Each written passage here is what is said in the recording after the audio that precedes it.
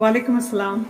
بسم اللہ والصلاۃ والسلام علی رسول اللہ وعلی آلہ وصحبہ اجمعین۔ کل آپ سے بات شروع ہوئی تھی آدم علیہ السلام کے قصے کے بارے میں، جی اور میری نیت یہ ہے کہ اس قصے کو ایک طرح سے تو مکمل کر لیں انشاءاللہ سورۃ الاعراف کی آیات کے حساب سے، لیکن اس میں ایک تفصیل جس کا میں نے پہلے آپ سے کل بس اشارے میں ذکر کیا تھا، آپ نے بعد میں مجھ سے سوال بھی پوچھے تھے کہ یہ ہم سب وہاں موجود تھے، اس سے تو بڑے سوال ذہن میں پیدا ہوتے ہیں، اور میری نیت یہی ہے کہ سوال پیدا ہوں، اور جیسے جیسے ہم ان آیات سے گزر رہے ہیں انشاءاللہ ان سوالوں کے جواب آتے چلے جائیں گے انشاءاللہ۔ ایک تفصیل جس کا عام طور پہ اس پہ اتنا زور نہیں دیا گیا، اور میں جب کہتا ہوں زور نہیں دیا گیا تو میں کسی عالم پہ یا مفسر پہ تنقید نہیں کر رہا، ان کے ہاں تو لکھی گئی ہیں یہ باتیں، لیکن ہمارے عام ہم نے جب یہ کہانی سنی ہے بچپن میں بھی یا خطبوں میں یا بچوں کی کتابوں میں، تو اس میں چیزوں کچھ ڈیٹیلز ہیں جن پہ کوئی ایک فوکس نہیں دیا گیا، اور وہ میرے نزدیک ڈیٹیلز وہ بہت ضروری ہیں۔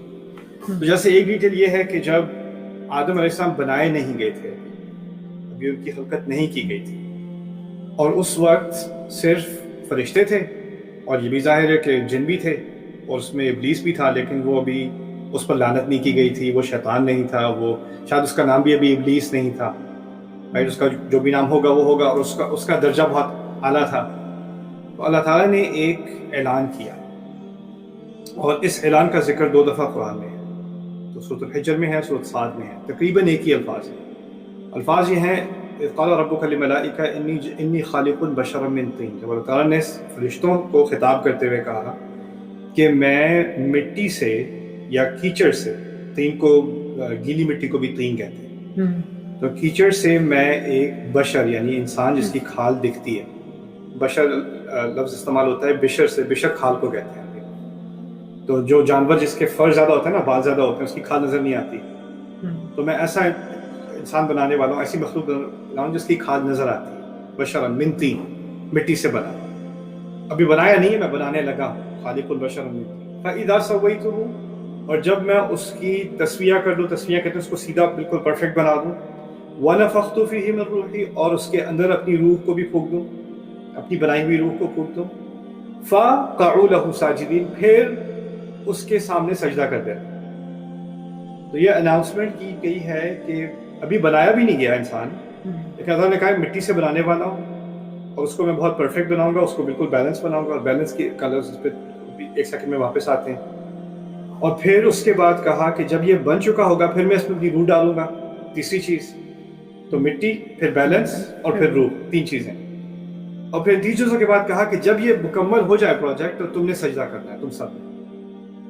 ہمارا کانسیپٹ یہ ہے کہ اللہ نے انسان جو ہے وہ ابلیس کو بنایا، اور کیا میں آدم علیہ السلام کو بنایا، ایک دفعہ بن گئے تو پھر فوراً انہوں نے حکم دیا کہ سجدہ کرو، تو اس وقت وہ پکڑ میں آ کے اس نے کہا میں نہیں کرتا۔ لیکن عجیب بات یہ ہے کہ اس کو جب وہ بن گئے تھے اور پھر وہ جو حکم آیا تھا وہ تکرار تھا حکم کا، وہ دوبارہ کیا گیا تھا، یہ حکم بہت پہلے دیا جا چکا تھا، یعنی ان کے بننے سے پہلے بھی، اور بنانے سے پہلے اس حکم کی وجہ بھی بتا دی گئی تھی۔ اصل میں سجدے کا ایک کانسیپٹ ہے ہمارے دین میں کہ اللہ تعالیٰ کے جو معجزے ہوتے ہیں نا، جو بہت بڑی عظیم اللہ تعالیٰ کی شان کی کوئی نشانی ہوتی ہے، اس کے سامنے انسان یا انسان کی مخلوق سجدہ کر دیتی ہے اس کو دیکھ کے۔ جیسے موسیٰ علیہ السلام کے قصے میں ہے کہ جب جو جادوگر تھے انہوں نے موسیٰ علیہ السلام کی چھڑی کو سانپ بنتے دیکھا، تو وہ پہچان گئے کہ یہ جادو نہیں ہے، تو وہ فوراً سجدے میں گر گئے اس وقت۔ اسی طرح سیرت میں ہے کہ کبھی قرآن کی ایسی آیات ہوتی تھی کہ یہاں تک کہ قریش جو اسلام کے دشمن تھے، وہ بھی آیت سن کے وہ خود ہی سجدے میں گر گئے، یعنی اللہ تعالیٰ کی عظمت کے سامنے انسان سجدے میں گر جاتا ہے۔ اشارہ اس بات کی طرف ہے کہ اللہ تعالیٰ ایک ایسی عظیم مخلوق بنانے والا ہے کہ اس کی عظمت کو سامنے رکھتے ہوئے فرشتوں کو سجدہ کرنا ہی پڑے گا، یعنی سجدہ صرف آدم علیہ السلام کی تعظیم کے لیے نہیں ہے، اس بات کے اعتراف کی طرف ہے، اس کو ایکنالج کرنا ہے کہ اللہ تعالیٰ نے اپنی عظیم ترین مخلوق بنائی۔ جس طرح ہمیں بھی ہوتا ہے نا، کوئی ہمارے یہاں تو مذاق بن گیا، کوئی اگر پاکستانی کو مشکل سے کوئی چیمپئن شپ کا میچ جیت جائیں تو سجدے میں گر جاتے ہیں، کیونکہ اللہ تعالیٰ کا معجزہ ہی ہوا، ورنہ تو نہیں جیتنا تھا، right? the idea is the same، right? کہ کوئی عظیم چیز ہو تو سجدے میں گرنا ہوتا ہے۔ اب وہ انسان عظیم کیوں ہے؟ اس میں 3 چیزیں اللہ تعالیٰ نے ان کا ذکر کیا فرشتوں کو سمجھانے کے لیے کہ یہ عظیم ترین مخلوق کیوں ہے، اور ان تینوں کو سمجھنے کی ضرورت ہے۔ پہلی چیز تھی کہ میں مٹی سے بنا ہوں، اور پھر مٹی سے تو قرآن میں عیسیٰ علیہ السلام کے بارے میں کہا گیا ہے کہ وہ مٹی سے پرندہ بنائیں گے اور اس میں پھونکیں گے تو اللہ کی رضا سے وہ ایک زندہ پرندہ بن جائے گا. ہمیں معلوم ہے کہ اسی مٹی سے, اسی آرگینک میٹر سے سارے جانور بنے ہیں, سارے کیڑے مکوڑے بنے ہیں, ساری مٹی کی ہی پیداوار ہیں. تو ہم میں ایک جانور کا ایلیمنٹ بھی ہے. ہمارے اندر جو آرگنز ہیں جیسے ہڈیاں ہیں, آئیز ہیں, برین وغیرہ ہے, ان کے کتنے سارے فنکشنز اینیمل کینگڈم کی طرح ہیں. یہاں تک کہ بایولوجی وغیرہ میں یا میڈیکل اسکول میں شروع میں ڈائسیکشن اور سسٹمز دکھانے کے لیے جانوروں کی ڈائسیکشن کرتے ہیں کیونکہ ہمارے سسٹمز میں بہت مشابہت ہے, رائٹ. تو وہ 3 والا ایسا تو وہ پہلے بھی ایگزسٹ کرتا تھا, پہلے بھی تھا اس دنیا میں, لیکن ایک نئی چیز ایڈ کی گئی, سویتہ, اس کو میں نے بیلنس بنا دیا. تسویہ کہتے ہیں 2 چیزوں کو برابر کرنا, اور یہ بہت گہری بات کی گئی ہے اللہ کی طرف سے. ایک تو ہے کہ ہم افمن یمشی مکبا علی وجہہ اہدی ام من یمشی سویا علی صراط مستقیم, کہ ہم کھڑے ہو کر بیلنس ہو کے کھڑے ہوتے ہیں. جانور جھکے ہوتے ہیں, 4 پر ہوتے ہیں, ہم کھڑے ہو سکتے ہیں, ہماری چال میں بھی بیلنس ہے. لیکن ہماری ہر چیز میں بیلنس ہے. جیسے جانور کو بھوک لگتی ہے, وہ کیا کرتا ہے, لپک کے کھا لیتا ہے. ہمیں بھوک لگتی ہے, ہم دیکھتے ہیں کہ یہ کھانا کھانے والا ہے کہ نہیں ہے, ابھی صحیح وقت ہے کھانے کا کہ نہیں ہے, کھانا کیسے کھانا چاہیے. یعنی ہم ایک ہمارے اندر ایک امپلس ہے, ایک خواہش آتی ہے, جیسے جانور کے اندر بھی آتی ہے, ایک حص آتی ہے, لیکن ہم اس کو ہم بیلنس کر لیتے ہیں کنٹرول کے ساتھ. ہمارے اندر ایک ایموشنل بیلنس ہے. ہمارے اندر صرف یہ نہیں ہے کہ اچھا یہ گھر اچھا لگ گیا اس میں گھس جاؤ, نہیں, اس کو کمائی کرو, خریدو, پھر اس کے اندر داخل ہو.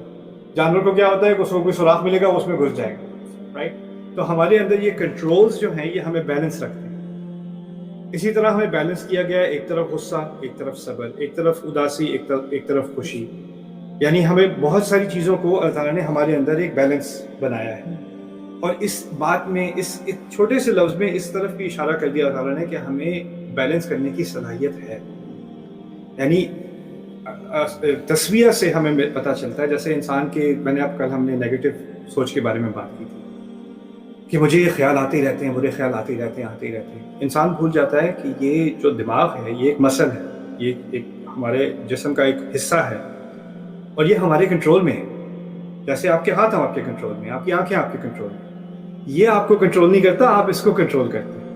یہ آپ کو بیلنس نہیں کرتا, آپ نے اس کو بیلنس کرنا ہے. کس چیز کی طرف سوچنا ہے, کس چیز کی سوچ سے اپنے آپ کو روکنا ہے, وہ آپ کے ہاتھ میں ہے. لیکن انسان یہ چیز بھول جاتا ہے, شیطان اس کو بھلوا دیتا ہے, اور وہ سمجھتا ہے کہ میں اپنے آپ کو روک ہی نہیں سکتا. جس طرح ہم اپنے آپ کو کنٹرول کرتے ہیں کپڑے پہنتے وقت, کھڑے ہوتے ہوئے, بیٹھتے ہوئے, ہر چیز میں ہم کنٹرول ہی کرتے ہیں نا. اور وہ دماغ ہی استعمال کر کے کنٹرول کرتے ہیں. یہی دماغ استعمال ہو رہا ہے اپنی سوچ کو اور اپنے جذبات کو کنٹرول کرنے میں, رائٹ.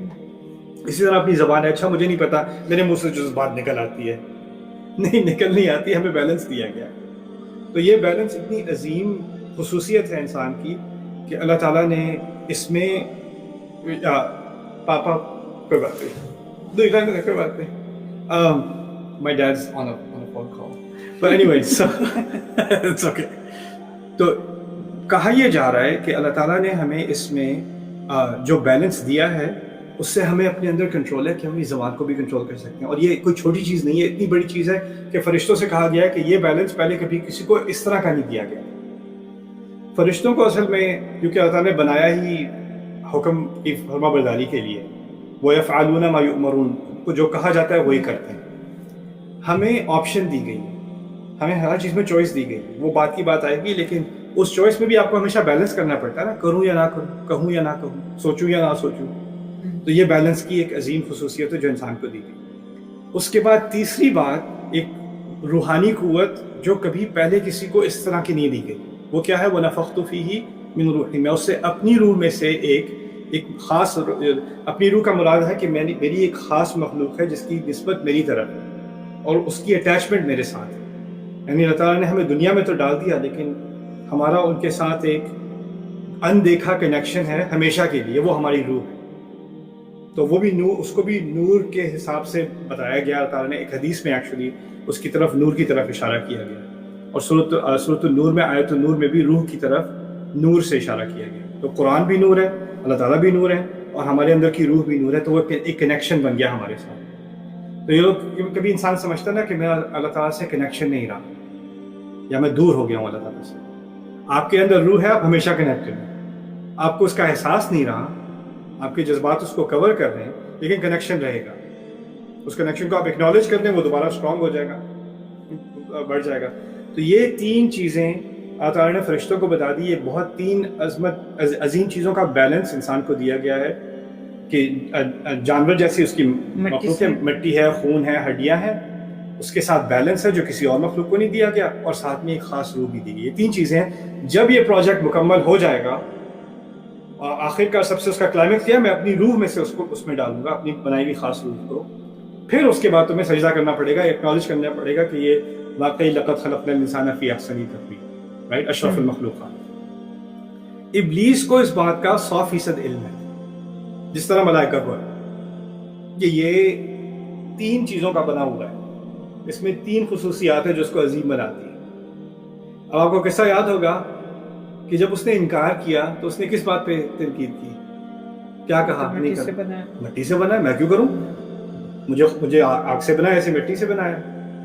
اب جب اس نے مٹی کا ذکر کیا تو 2 باتیں چھوڑ کے ذکر کیا, روح کا ذکر نہیں کیا, تسبیح کا ذکر نہیں کیا. اب یہ ہو سکتا ہے اگر انسان کے دماغ میں آئے, کوئی سوچے کہ نہیں ان چیزوں کا ذکر اس لیے نہیں کیا کہ اس کو اس کا علم نہیں تھا, لیکن قرآن نے تو صاف بتا دیا کہ پوری سب کی اناؤنسمنٹ ہے, سب کے سامنے اناؤنسمنٹ ہے کہ میں بنانے والا ہوں اور تم سب کو سجدہ کرنا ہوگا, رائٹ. تو یہاں پر ایک بہت اہم بات ہمیں ابلیس کے بارے میں سیکھنے کو ملی. وہ یہ ہے کہ ابلیس جب اس کے سامنے ایک ایسی حقیقت ہو جس کو وہ قبول نہیں کرنا چاہتا, بات 3 باتوں پر حقیقت مبنی ہے, اس نے ایک ہی بات دیکھنی ہے. جانوروں کی طرح اس میں کیا فرق ہے, صرف سجدے کا مسئلہ تھا کہ سجدہ نہیں کرنا چاہتا. سجدے کی بات تو بعد میں آئے, سجدہ کیوں نہیں کرنا, اس کے دماغ میں سجدہ کیوں نہیں کرنا, اس کی لاجک کیا تھی. لاجک یہ تھی کہ یہ مٹی کا بنا ہوا ہے, مٹی کے تو جانور بھی بنے ہیں, ان میں کیا خاص بات ہے. لیکن اس نے جان بوجھ کر 2 حقیقتوں کو اگنور کیا, جیسے اس کے سامنے وہ حقیقتیں ہیں ہی نہیں, رائٹ. اسے سائیکالوجی میں سے کہتے ہیں کاگنیٹیو ڈسوننس, اور بھی الفاظ استعمال ہوتے ہیں اس کے لیے, کہ آپ کے سامنے ایک ریئلٹی ہے, اس ریئلٹی کے کچھ حصے ہیں, جیسے موسم بھی ہے اور فائنینشیل سچویشن بھی ہے, پولیٹیکل سچویشن بھی ہے, مختلف ایسپیکٹس ہوتے ہیں ریئلٹی کے نا. انسان کہتا ہے کہ نہیں, میں باقی چیزوں سے اپنے آپ کو بلائنڈ کر رہا ہوں, ان کے بارے میں نے سوچنا ہی نہیں ہے, ایک چیز پہ میں اپنی نظر رکھنی ہے, کیونکہ اس پہ نظر رکھوں گا تو میری تنقید جو ہے وہ جائز معلوم ہوگی, اور جو باقی حقیقتیں ہیں ان کو اگر میں سوچوں تو میری اپنی سوچ بدل جائے گی, ان کو میں نے اگنور ہی کرنا جیسے وہ ہیں ہی نہیں, رائٹ. تو انسان کیا کرتا ہے کہ وہ ابلیس کے وسوسے میں آ کے, ابلیس جو حرکتیں خود کر رہا تھا نا, وہ چاہتا ہے انسان بھی وہی حرکتیں کرے. تو ابلیس یہ چاہتا ہے کہ ہم جب ہمارے سامنے کوئی ایسی حقیقت ہے جسے ہم قبول نہیں کرنا چاہتے, تو اس میں سے ایک چیز پکڑ لو جس سے اپنی غلط رائے ثابت ہوتی ہے, اور جو باقی اسی حقیقت میں جو اور چیزیں ہیں جس سے اپنی غلط رائے صحیح ہو سکتی ہے, ان کو بس اگنور کر دو, جس سے اس کی سنت ہے, ابلیس کی سنت ہے.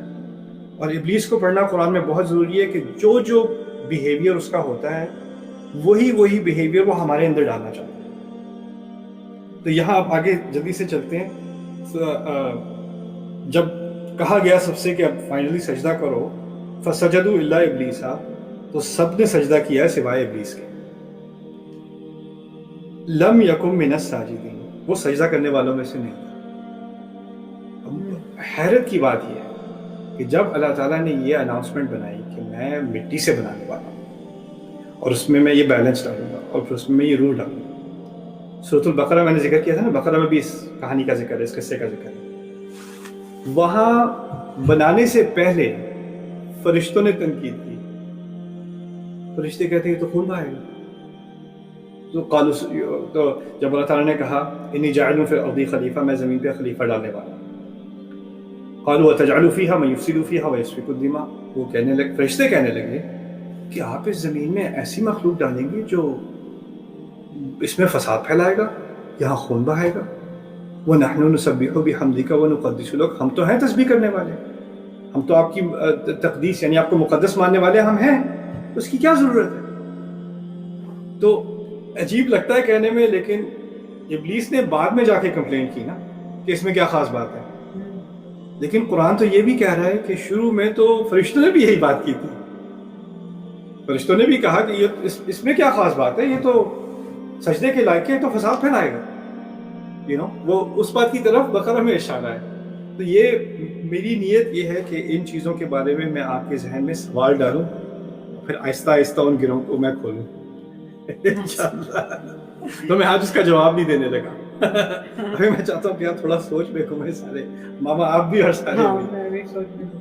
you know, कि मैं समझती हूँ कि रिश्तों का तो मकसद है कि बस अल्लाह ताला की हमदो सना करें, उनको क्वेश्चन का कोई कॉन्सेप्ट नहीं होगा। एग्जैक्टली, और उन्होंने पूछा उन्होंने कि ये पूछा क्या होने लगा, तो हम समझते हैं कि इब्लीस ने क्वेश्चन किया है ना, लेकिन इब्लीस के क्वेश्चन से पहले तो फरिश्तों ने भी क्वेश्चन किया, वो भी बनाने से पहले।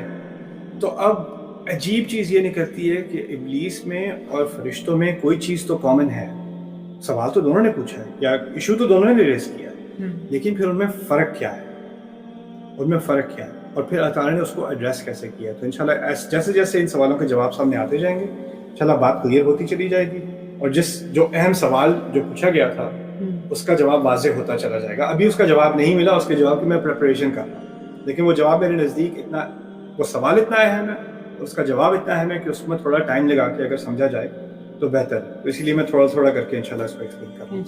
बारकल्लाहु ली व लकुम, अस्सलाम वालेकुम व रहमतुल्लाहि तआला व बरकातहू। Thanks mom, I love you.